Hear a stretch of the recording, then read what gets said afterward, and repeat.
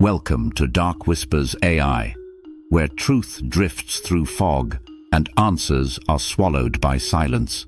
Tonight, we follow the story of a vessel found adrift on the open sea, not wrecked, not damaged, but completely deserted. A ship with its sails flapping in the wind, and not a soul aboard. No signs of violence, no signs of panic. Only questions, haunting, unanswered, eternal. This is the unsolved mystery of the Mary Celeste.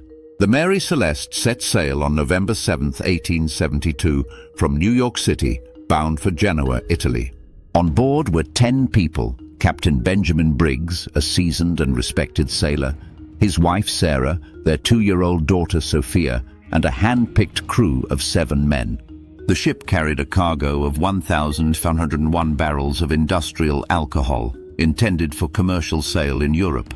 Briggs was known to be deeply religious, disciplined, and meticulous. He had even invested his own money in the ship. Everything about this voyage should have been ordinary, but it wasn't. Less than a month later, on December 5th, the British brig Dei Gratia spotted the Mary Celeste sailing erratically near the Azores. The ship looked off. Its course was strange, sails were damaged, but it remained afloat. The crew of the Dei Gratia boarded her. What they found would enter maritime legend. The Mary Celeste was eerily intact. The cargo was nearly untouched. The ship's logbook was still in place. The last entry dated November 25th, 10 days prior. Meals were half prepared. Clothes were folded. The crew's belongings were still on board, as if they'd intended to return. But the lifeboat was gone. And the people? Gone too, completely and forever. What could drive an experienced captain to abandon a seaworthy ship in the middle of the Atlantic with no apparent danger?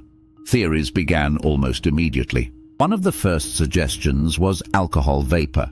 Though the cargo was industrial alcohol and not meant for drinking, some believed that fumes may have leaked and caused the crew to fear an imminent explosion. In a panic, perhaps Briggs ordered everyone into the lifeboat temporarily, only for the rope to snap. They would have watched helplessly as their ship sailed away without them. But there was no damage from fire or combustion.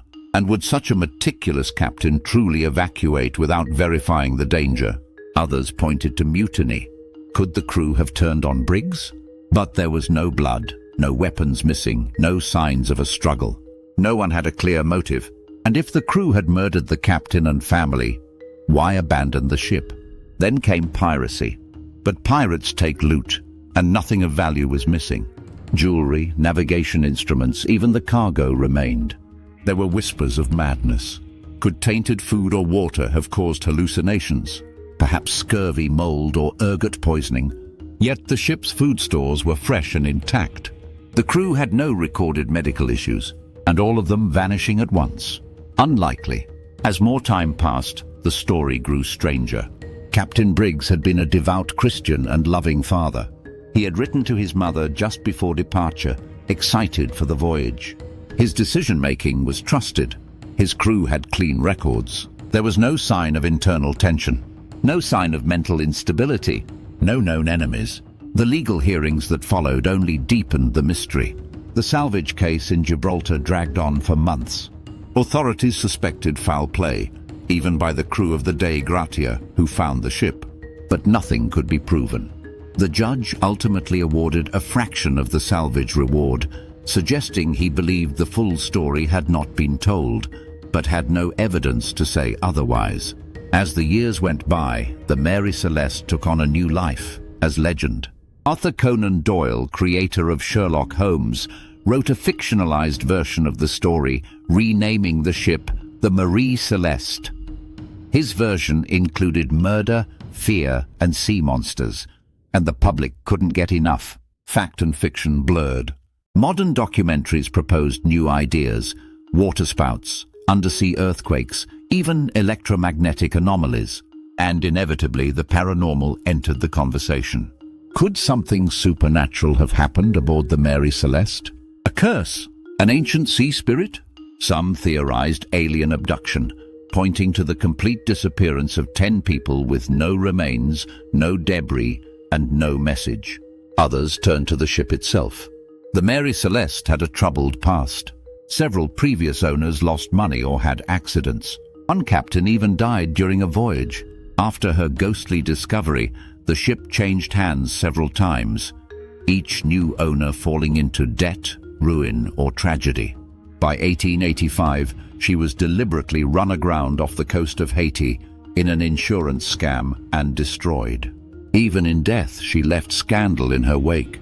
But through it all, the central mystery remains. The crew and family vanished from a seaworthy ship under calm skies.